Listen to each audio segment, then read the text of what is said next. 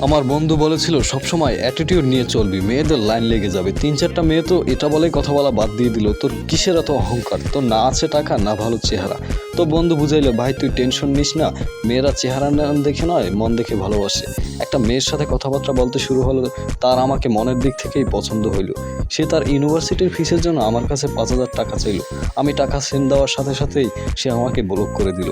দেন বুঝলাম টাকাই সব, টাকা কামানো শুরু করলাম। তো ফাইনালি এমন একটা মেয়ের সাথে কথাবার্তা শুরু হলো, তার না তো আমার খারাপ চেহারায় কিছু যায় আসে, না আমার উচ্চতায়, শুধুমাত্র সে আমার টাকাই চাইতো। কিন্তু সে আমাকে সত্যিকারে ভালোবাসতো। সে বলতো, বাবু আমরা একে অপরকে কখনো হাত লাগাবো না।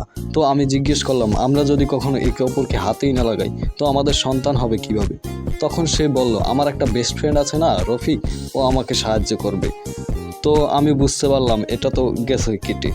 তো বন্ধু পরামর্শ দিল, দেখ তুই মেয়েদের পিছু লাগা ছেড়ে দে, মেয়েদেরা তোর পিছু আসবে। তো ফাইনালি এমন একটা মেয়ে আসলো যে আমাকে ইনবক্সে SMS দিল 100 টাকা অডিও কলের, 200 টাকা ভিডিও কলের এবং কষ্টের গল্প শোনানোর জন্য 500 টাকা। তো আমি 500 টাকার প্যাকেজটাই নিলাম। অনেক গল্প কাহিনী শোনালাম, তারপর একদম শেষে গিয়ে কষ্টের কাহিনী শোনালাম যে আপনাকে দেওয়ার মতো আমার কাছে কোনো টাকাই নেই।